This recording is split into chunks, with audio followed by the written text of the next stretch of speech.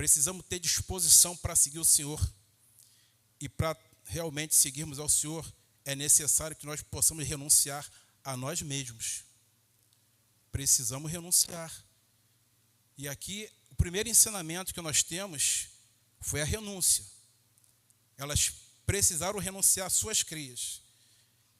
E nós precisamos também renunciar a nós mesmos. Por vezes é difícil deixar algo para trás.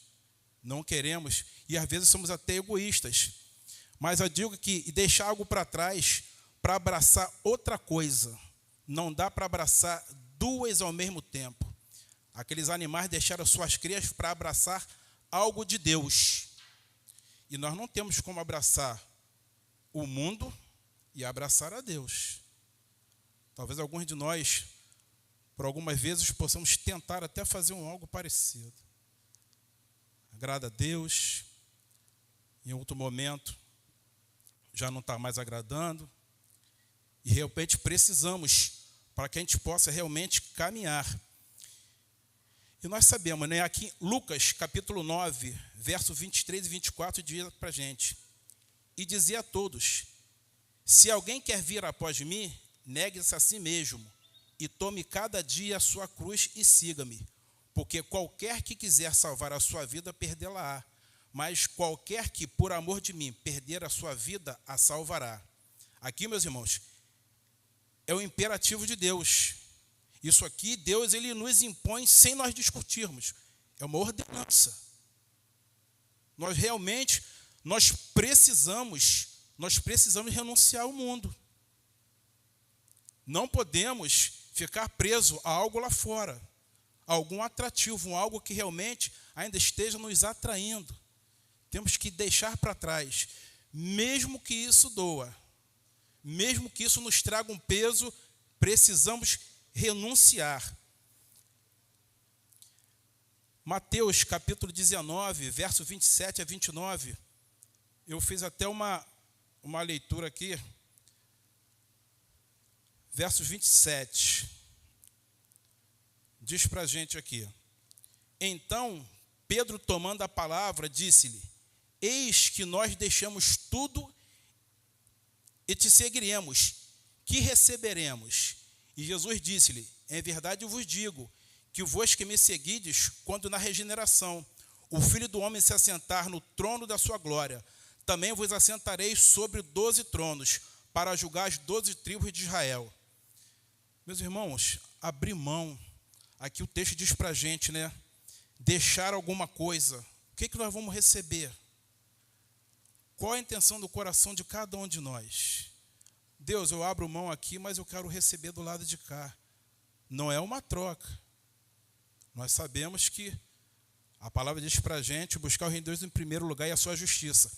E as demais coisas vos serão acrescentadas. Mas não é uma troca. Deus, eu vou orar e o Senhor vai me dar. Deus, eu estou deixando de fazer aqui porque o Senhor vai fazer comigo aqui. Não, irmãos. Precisamos realmente renunciar sem nada em troca. Primeiro o reino de Deus e a sua justiça. A palavra nos diz, e a grande bênção de Deus para o ser humano é a bênção da renúncia. Gálatas, capítulo 2, verso 20. Diz para a gente aqui, 2, verso 20. Já estou crucificado com Cristo, e vivo não mais eu, mas Cristo vive em mim.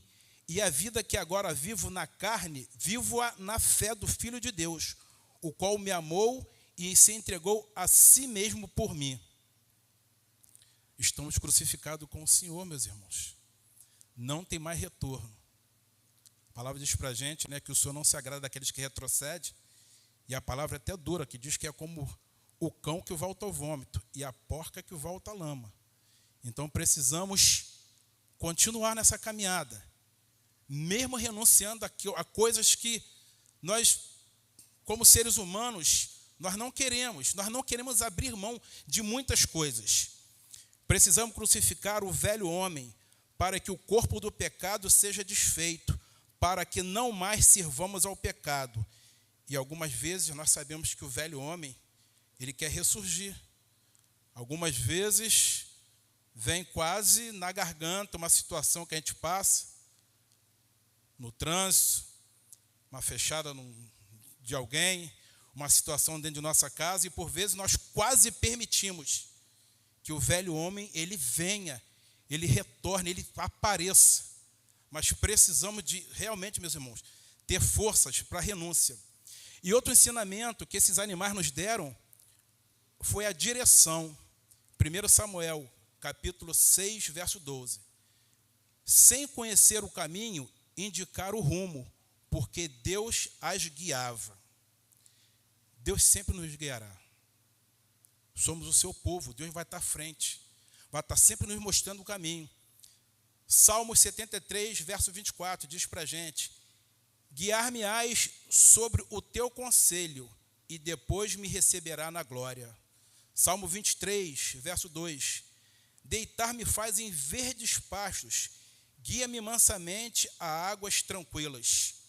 O Senhor está sempre nos guiando. E aqui no texto, aqueles animais não conheciam o caminho, mas Deus deu o rumo, Deus deu a direção, como Ele sempre faz conosco. Mesmo que a gente se sinta perdido, Deus vai estar sempre nos conduzindo, sempre nos levando adiante. João, capítulo 16, verso 13. Mas quando vier aquele Espírito da verdade, ele vos guiará em toda a verdade, porque não falará de si mesmo, mas dirá tudo o que tiver ouvido e vos anunciará o que há de vir. Meus irmãos, aqui diz a direção do Espírito Santo. Temos que ser conduzidos, direcionados pelo Espírito Santo de Deus. Muitas pessoas irão querer dizer: toma a direção certa, vai para cá, vai para lá. Ouvimos, pedimos conselhos, pedimos que alguém direcione. O que você acha? Como que eu devo fazer? O que você acha que eu devo falar? O que você acha que eu devo? Onde você acha que eu devo ir? E muitas das vezes pedimos direção nos lugares errados. Direção somente com o Senhor. Às vezes até duvidamos. Será que realmente é o caminho a seguir? Será que Deus está falando? Nós sabemos realmente o momento quando é a palavra do Senhor, quando é Deus falando conosco. Precisamos ter esse entendimento, meus irmãos, porque somente o Espírito Santo de Deus para nos conduzir, para nos guiar. E o terceiro ensinamento que esses animais nos deram: houve renovação. 1 Samuel, capítulo 6, verso 8. Então, tomai a arca do Senhor e ponde-a sobre o carro, e metei num cofre ao seu lado as figuras de ouro que lhes haver de oferecer em expiação da culpa, e assim a enviareis para que se vá. Meus irmãos, certamente aquela arca não era leve.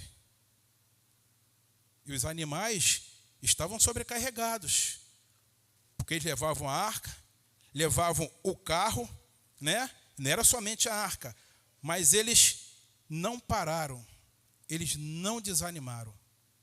Igreja, não pare. Está pesado? Não desanima. Continua caminhando. Deus vai dar a direção. A situação, cada um aqui, eu creio, tem uma demanda diferente. Cada um tem um problema que às vezes achamos que é mais pesado do que do irmão que está do lado. O meu é pior, o meu é mais sério. Cada um leva o seu peso. Diz que os animais continuaram, não pararam. Torno a dizer, igreja do Senhor, não pare a caminhada. Continua no caminho. O Senhor nos dará sempre nos dará direção. Com firmeza levaram todo o peso. Seja qual for o peso que você esteja carregando, continue no caminho de Deus. Ele nos dará sempre a direção a seguir.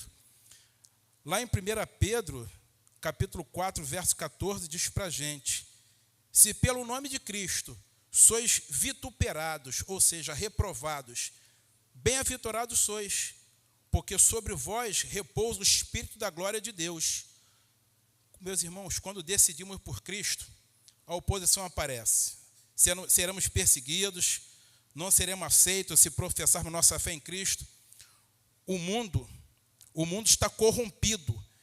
E mesmo que nós soframos, que soframos por ser fiel a Deus. Aqueles animais sofreram, mas elas foram fiéis. Elas carregaram o peso. E por vezes nós possamos estar sofrendo. Mas como eu falei, que a gente sofra por ser fiel a Deus. Não por compactuar com o pecado e sofrermos também. Compactuar com o mundo lá fora. O que o mundo tem nos mostrado. Porque o mundo traz peso.